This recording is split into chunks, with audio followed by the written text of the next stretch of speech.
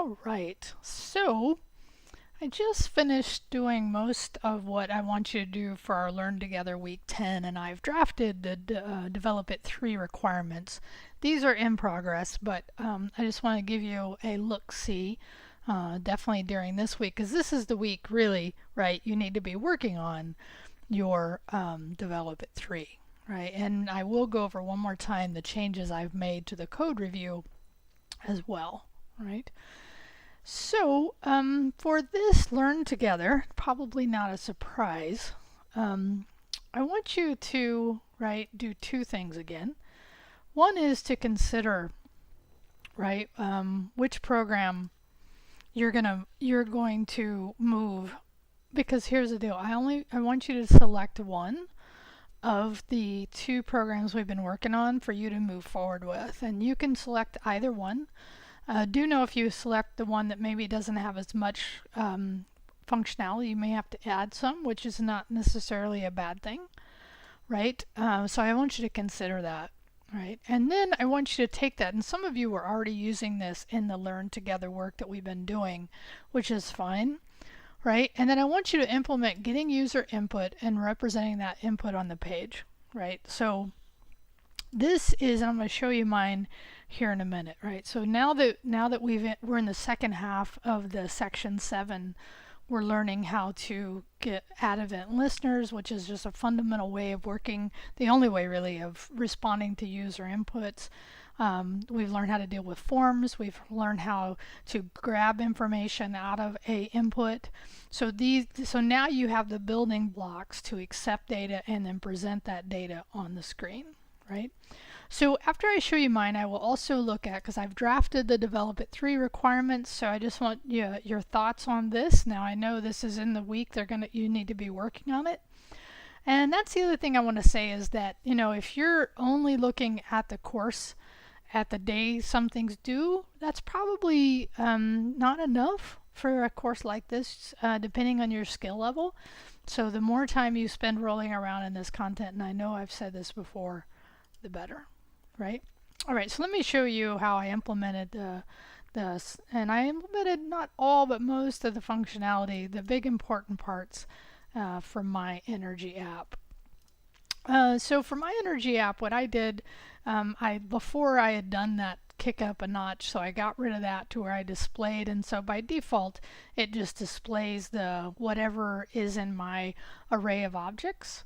And then I added an input so that I could then, it's maybe a little easier to see if I do it this way, and I'm going to increase my text so you can see this. So I am using a date because that's an important part. So, and I'm not completely done. I'm probably 95% done here. I like this functionality that I can just select a date. That's awesome. And then if I do like 6 and I hit submit, now there's a couple things I see I already need to do, right?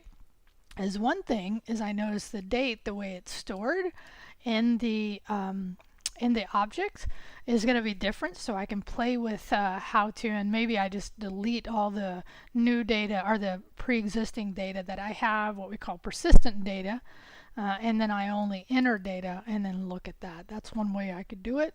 Also, I'm probably going to want to switch this because this is not the way we Americans like to see data. And the other thing is I didn't clear that div, so I need to do that, right?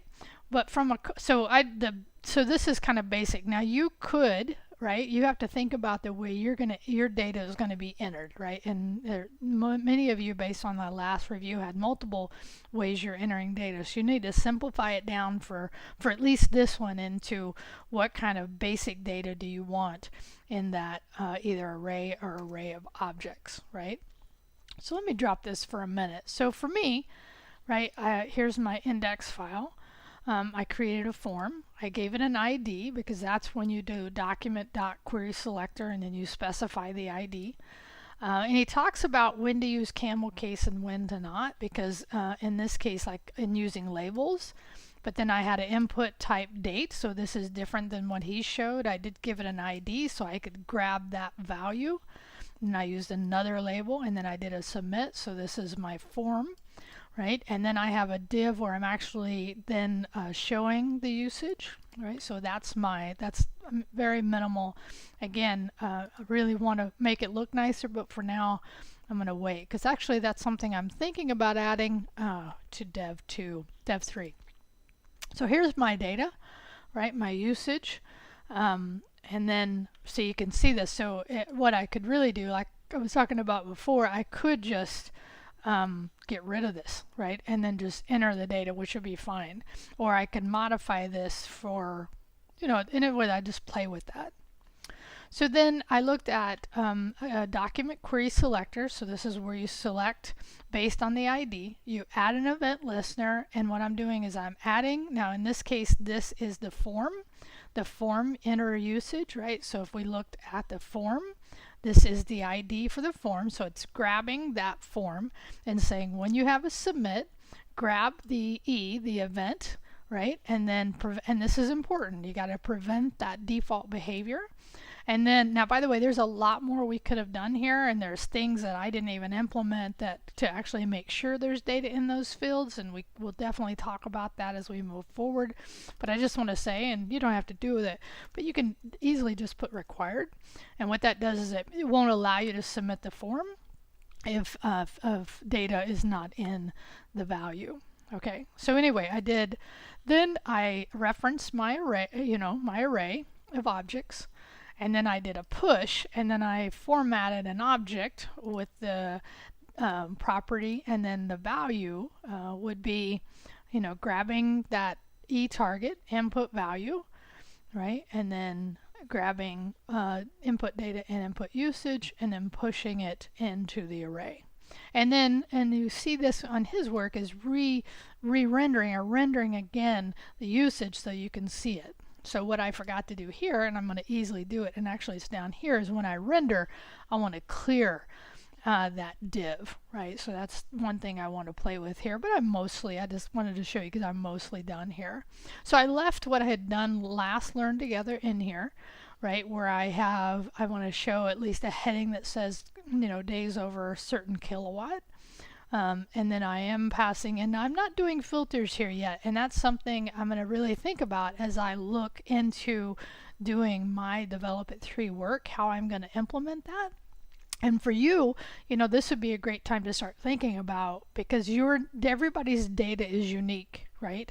And they have to think about how they want to handle that, right? Is sorting, filtering, important for yours? And I could see where I could implement that for mine. But for now, the minimum of getting user input.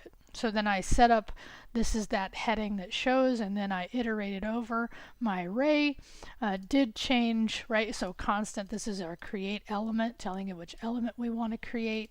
We take that element, we tell it on the text content, here's a string I wanted, and then I appended child onto that div to actually place the data onto the page. Okay, so and then I opened the page. When they open the page, you do get a call to render usage, and that render usage does need to be in a function.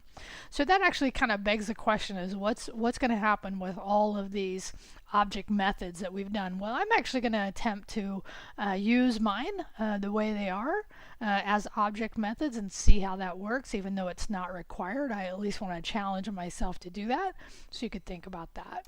Okay, so again, this time take a print screen again, right? Show us your console here, right? And again, I need to do a little more work, and then also give us a link to your public repo, okay, for this work, because it's good to see how other people do things. It's a way of learning to see how other people code things up, but there's nothing really outside of what we've learned here, except for me, I got some different inputs.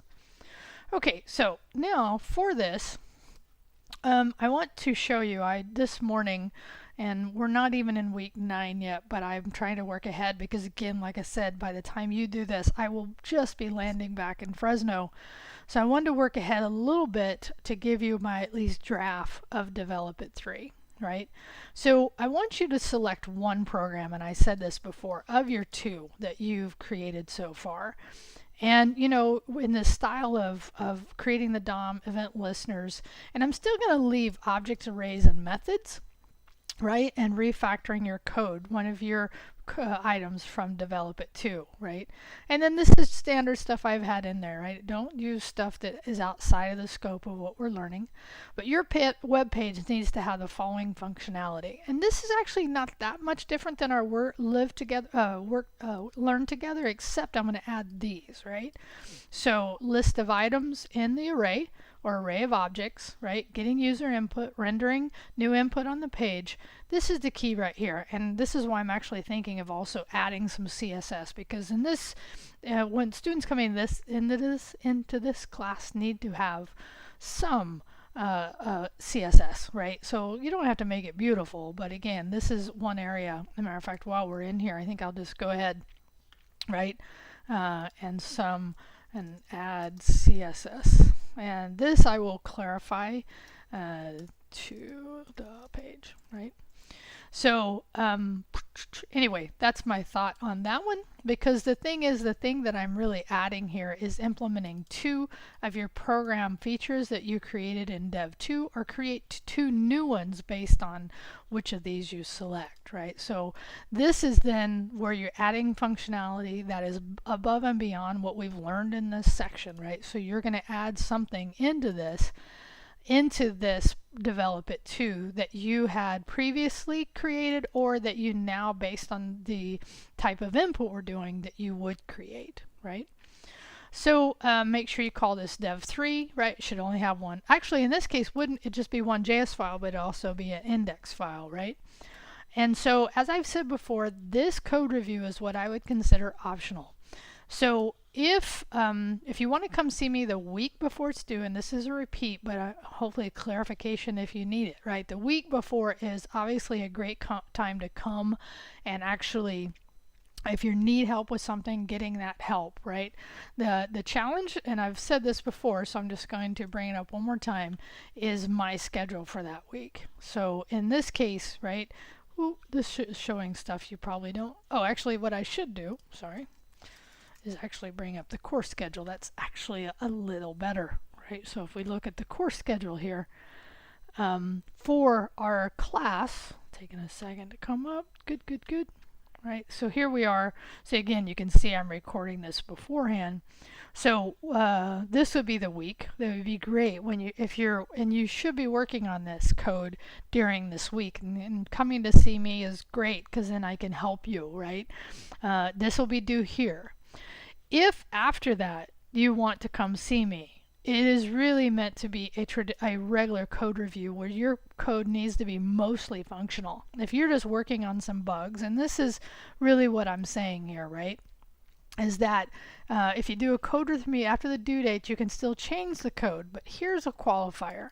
Your code must be mostly functional, right, to qualify as a code review. Otherwise, we're just doing a review session, and I don't consider that. So you have to be working ahead enough to get functional programming, right? A program functioning for the most part, and maybe it's just 1 or 2 things that you're working on, right? So again, right, submit now in this case, right, if you're scheduling with me the week before, just tell me, yeah, I've pushed my code, right? Do give me a heads up though, either way, whenever you do it, just because I'm trying to get that into my schedule. And here's where I was really heading with that, right? So I will be gone on Monday. I leave the 11th, right? So I will be gone that Monday. I will be back 16th, 17th, 18th, and 19th, and then DevFest is the 20th, which means I'm going to be nuts trying to catch up with what I missed possibly here and just getting ready for DevFest.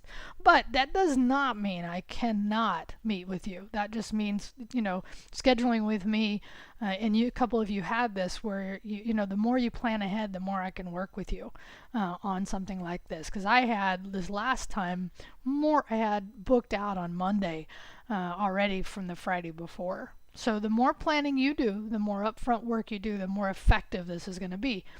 But it is optional this time. So I'm just going to say that, right? So here is when it's due. And then this week, of course, will be a little better. But if you want to see me the week here, just to get some additional help, depending on the status of your code, this could be a code review. There's been several of you that have come in during that week, and we actually were able to do code reviews because you had working code, and then we were just talking about the code itself. Okay, I hope that's a clarification for you on this, right? Again, this is a draft. I'm going to think about this because now over this weekend, before I head out, again, as of this recording, I'm getting ready to move into the week I'm heading out, but I am this weekend going to actually do my own Develop It 3, and that'll help me really think through these requirements a little more. So by the time you see this, they actually may have changed, which is why it's important to just review them. Okay, so this is again on your Learn Together week 10, right? I want you to ask any clarifying questions, right, of this schedule that we have, right? So I've given you the draft on that. On this case, I actually haven't done take it up a notch. I do think that's really cool to be able to do that, is take it to the next level. I will think about, if I don't come up with something, I'll remove that. Okay, the last thing I want to say, and I don't know how many of you are taking advantage of this, but in this course, right, he has given, and I'm trying to remember where it's all at, all the resources, is actually this PDF. And this PDF, if you are not looking at it, is really helpful when you're trying to go and create something new. And that is actually the last thing I want to leave with you. Is when you're doing, matter of fact, the code challenge is way important that and I've said this before, that you're attempting to do those on your own. On this Learn Together 10, right, see if you can do this without looking at it. But if you need to look at it, don't feel bad, but at least give yourself enough time to really see how well you've grasped those concepts. But also, right, check out the fact that he's got this amazing resource so that if you're not sure where that's covered, you can go back and look at it. Right, so we're in section 7, so if you're like, oh yeah, how do I handle that? Boom, I can go to that section. He talks about these things, so don't forget that this is a great resource. I think that's all I wanted to say. I know that's a little long, but hopefully it gives you what you need. And then what I expect to see is your print screen, right, like I showed before. A link to your code that you wrote for just getting this basic input and presenting it to the user. And then your thoughts or questions on the Develop It 3.